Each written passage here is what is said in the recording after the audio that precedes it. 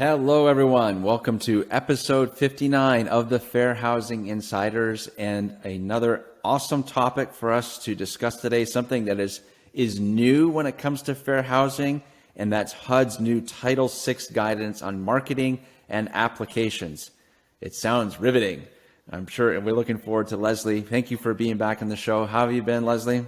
I've been great. Thanks, Jonathan. How are you? Doing good. Yeah, it's amazing how much there's always new things to learn when it comes to fair housing. So we're glad to have you on here and give us an idea, an overview of how that's going to impact our guests, our audience for today. So just a couple housekeeping reminders. Remember to keep in touch with us, subscribe to us on YouTube, sign up for our newsletter, and if you're on Instagram, follow us at Fair Housing Institute. So let's dive into our topic for today, Leslie. This was a new one for me. I was happy to see something, a new and fresh, and it's going to bring a lot of questions from our audience too. Like, what do we do with this? So appreciate your expertise and we know you've been teaching about this now for a little bit. So let's kick it to you. What is it? What is Title VI? Well, I'm glad that we are talking about it, Jonathan, because I know that a lot of my clients had not heard about this notice, was not familiar with it at all, and was also not really familiar with Title VI. So I think it's important that you as housing providers are familiar generally with this notice. Of course, you can go Google it and look it up for yourself, but it is kind of dry. So this is hopefully going to give you some highlights. So it's important just to kind of start out by saying that because this notice is about Title VI, it does not apply to conventional properties or properties that just have tax credits. This applies only to properties that receive federal funds. So home funds, it's going to be your Section 8 project-based. It's going to be RD. This specific notice that HUD has put out really only applies to HUD-funded properties. Your PBRA properties, 202s, 811s. So those are the people who should be focusing on this information. Title VI specifically is part of the Civil Rights Act. And again, maybe not a lot of people have heard about it, but basically what it does is it prohibits discrimination on the basis of only 3 protected categories: race, color, and national origin. So from a housing standpoint, what that means is that someone cannot be denied housing in a federally funded property because of these 3 categories. They can't be treated differently, provided different services, provided different benefits. They can't have a disadvantage in learning about the housing, which is really what we're going to be talking about today, because of these 3 categories. So that's basically, in a nutshell, what Title VI does. Yeah, perfect. Thank you. And so for our audience, if you're in that genre, thank you for being here. And even if you're not, you may be. We know there's always changes when it comes to your portfolio or to where your job may be located. So we know this has broad implications. So thank you for that overview and helping us understand who this applies to. So our next question for you, Leslie. So how can a property management company's marketing and application procedures negatively impact certain groups of people? So the reason that HUD felt it necessary to issue this notice is because they were seeing what they considered to be sort of problematic or insufficient marketing efforts. And what they were seeing is that housing providers really were not making efforts to reach out far enough within their marketing area to ensure that all groups, all, ethnicities and races within your market area know about your property. They know, how to apply to your property, what your policies are, what your application procedures are. And so if you're, not making efforts to kind of widen your net as far as marketing efforts go, that can have a negative impact on different groups that have the opportunity to learn about your housing. This is particularly relevant in housing that's maybe in larger counties or cities that have a larger marketing area. And, your particular property may be located in, let's say, a predominantly white area, but you're not reaching out to other parts of that city or county where other races or ethnicities are prevalent. So that kind of makes it so your net is only cast within, let's say, just this white area. You're not going to be giving that opportunity to learn about your housing to other races or ethnicities. Very good. Yeah, and I'm sure we could do a deep dive in all the different marketing tools and how those would apply. But we'll maybe leave that for another show. So that's excellent. Thank you for that explanation. So let's touch on marketing methods in general, though. Again, this is where I get geeked out anytime we talk about marketing. So what have you been teaching? What are you telling your clients are effective and not effective marketing methods in order to stay compliant with this new issue from HUD? Well, this actually isn't coming from me. This is laid out directly in this notice.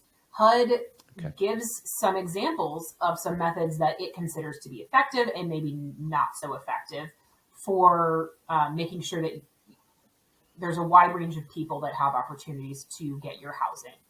Some not so effective methods are first and foremost word of mouth. And I think probably any marketing person can tell you that that's just not the best way to market a business, a company, or services. Using community organizations is a really good idea to maybe put your applications out, allowing them to put flyers up in their meetings or in their social events, just to get the word out about your property. But only using one or two community organizations to do that a lot of times is not effective, particularly if those community organizations only serve maybe a limited demographic. So that's not going to be effective either. Putting for rent signs up at your property, not effective, because essentially the only people that are going to be driving by your property are the ones that are, usually working or living in that immediate vicinity. So HUD does lay out, what they think are some better ideas to effectively market. So using those community organizations that I just mentioned, they really love that idea, but making sure that you are scouting out different organizations that serve different populations, different demographics within your market area, and reaching out to at least one or two of each of them to make sure, again, that you're casting that wide net. Placing ads with newspapers, radio. I know it's a little bit of an antiquated method, but HUD does mention that in its notices because, again, it does reach a large number of people that way. Using social media is also a really good idea. Again, because you're reaching a lot of people. Putting ads in public places and making sure that your website is updated with, a copy of your application, making sure that your eligibility criteria, your availability, information like that can be found on your website. So another really good way of marketing and allowing people to find out about your property. Okay, very good. Nice examples of effective and not effective. And we're glad HUD spells that out for us for in a bit there. So that's good. Okay, so let's talk about application procedures now. Does HUD have any comments on what's effective, what's not effective? What are you teaching in your classes now, Leslie? So application procedures is kind of the second part of this notice. And again, this is not coming from me. This is straight from HUD, from this notice. And what HUD is seeing as methods of kind of distributing applications and information regarding application procedures is that properties who are only handing out, let's say, paper copies of applications, that creates a barrier for people to obtain those applications. Particularly, again, in those larger market areas where someone may not live very close to that property currently. They're not really going to be driving by that property, unless they maybe work around there. And this is especially, I guess, it negatively impacts even more if, let's say, your leasing office maybe has limited hours. Maybe you're only open 3 days a week because you have a shortage of help. And, if someone is only able to pick up a copy from your office and drop off a copy of their completed application at your office, if you're only open a couple days a week, if you're only open, for a limited number of hours per day, that makes it really hard for someone to apply to your property. Better ideas that HUD lays out in the notice are the first one, and they kind of harp on this a lot, is making your application available on your website. And I think that is a really, really easy solution to make sure anyone that wants it has access to your application. Making it so they can submit a completed application online instead of just printing it out and then maybe having to mail it or bringing it in. That may require some revisions to your website, which may or may not be something that you are interested in doing. But again, it's probably a good idea, and it makes sure that lots of people are able to apply if they want to.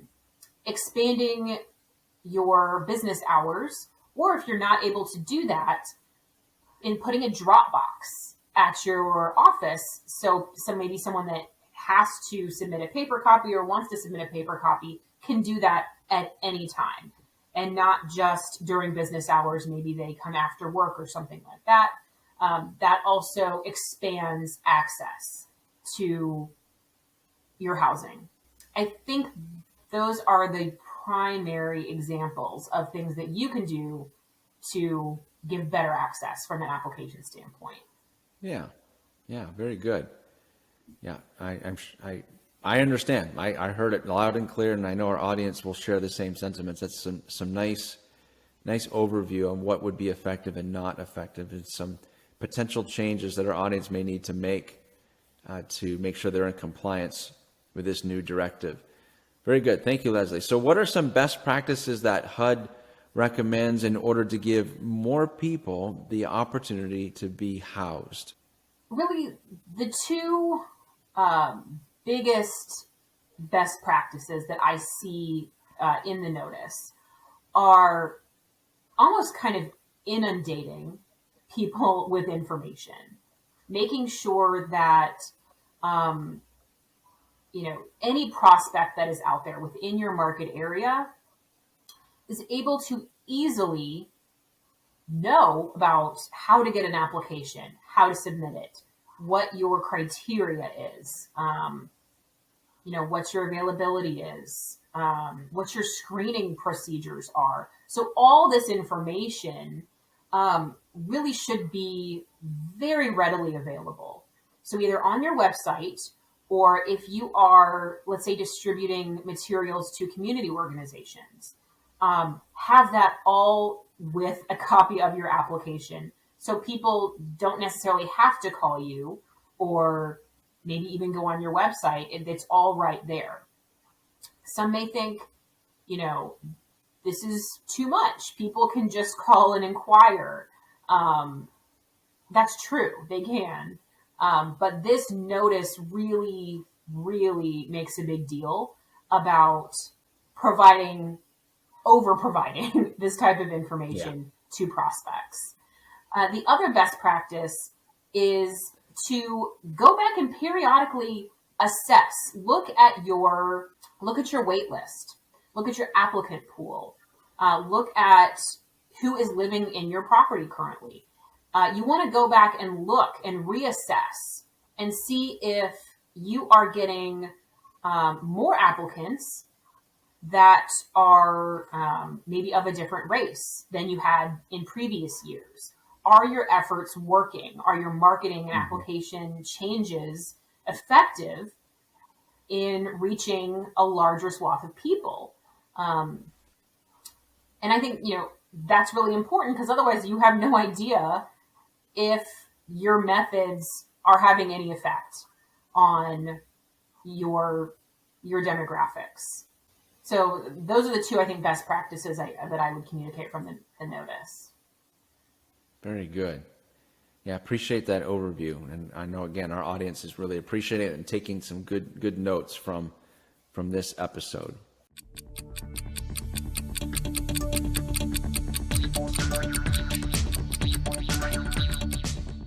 Okay, so it's time for our Fast Five. Looking forward to seeing if you can get these 5 questions in under 90 seconds for you to win that grand prize of imaginary unicorns, rainbows, and unlimited chocolate or jelly beans, whatever your kids want to have access to. So are you ready? I'm ready. All right, here we go.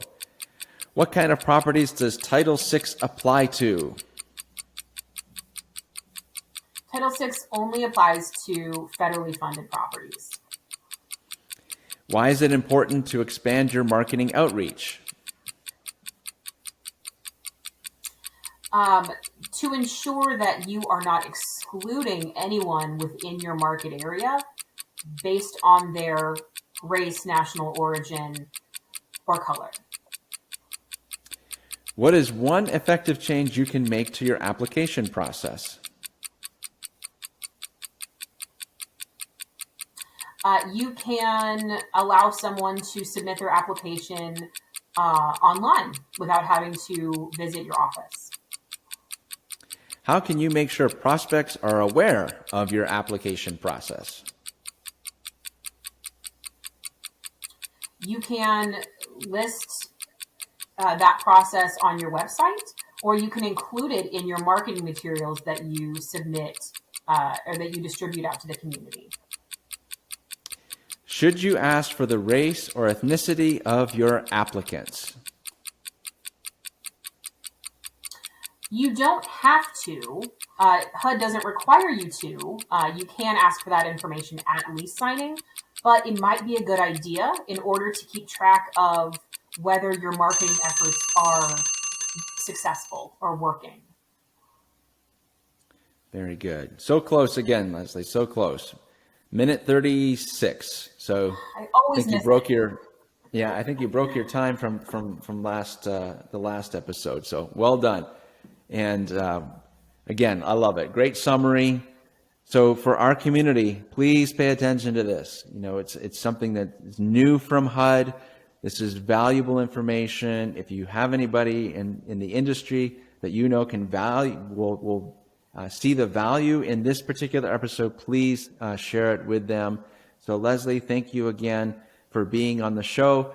And everyone, please check out fairhousingfirm.com. So Leslie is a national speaker. She's an attorney, and she also has a new section on her site where she's selling templates for different forms and policies. So be sure to check that out. And we will also include in the show notes a link to her site and to that particular Title VI also, if you'd like to read it for yourself. So thank you, Leslie, for being here. Thank you, everyone, for being on the show. Remember, if you have any questions about the show, please submit them on YouTube, because you could win a chance at have a chance at a gift card. We appreciate those questions. They're very valuable to our whole community, and you could be featured on a future episode. So give us a thumbs up for today's episode. Thank you, everyone. We'll see you next time. Take care.